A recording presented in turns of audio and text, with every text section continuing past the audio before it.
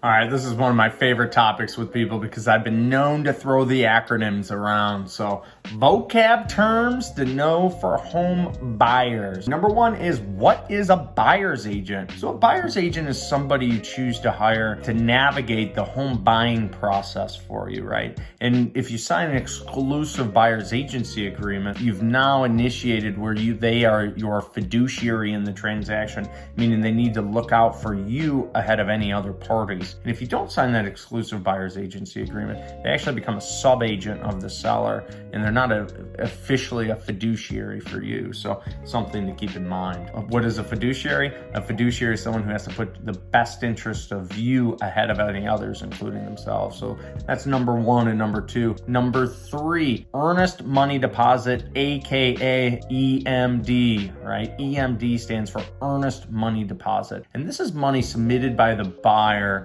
within 48 hours of the acceptance of any contract to be held in escrow either by the listing brokerage, the buying brokerage, or the title company. And each of these brokerages have a trust account where that money cannot be commingled with their operating or any other funds, only holds earnest money deposits on behalf of the client. This goes towards the purchase price and the down payment on the home. So say you're putting $100,000 down, you've got a $10,000 earnest money deposit. Now you only need to bring $90,000 to closing plus any other closing costs you may have. So it does get applied. And that earnest money deposit can only be released when both parties have agreed that the money would be released. And the agents cannot dictate that. The title company cannot dictate that. The only people who can dictate that are the buyers and sellers. They both need to sign something called a mutual release. And that mutual release determines where that money goes and why. Number four, what is a contingency? A contingency is something that needs to be satisfied in order to complete the contract. So several contingencies are typical in any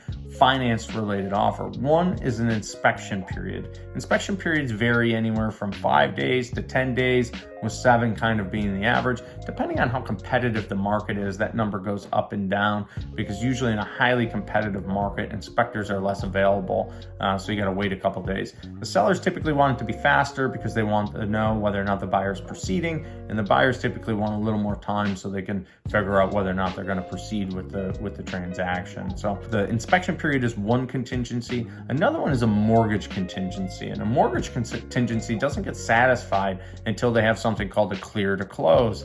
Realtors like to put C2C as that, so clear to close. And a clear to close doesn't happen until all the docs are in, all the underwritings in, all the appraisals in, all of the documents that the lender is requesting, the title work. Actually, that's not true. You get a clear to close before the title work has finalized. Title buttons up all the numbers and then ships it off to the consumer to read, right? So it goes inspection, then it goes appraisal, then it goes satisfying the underwriting terms, and then from underwriting, all those docs get sent to title. That then puts a nice little bow on it and gets all the documents out to either the buyer, seller, or both parties, right? And number four, escrow.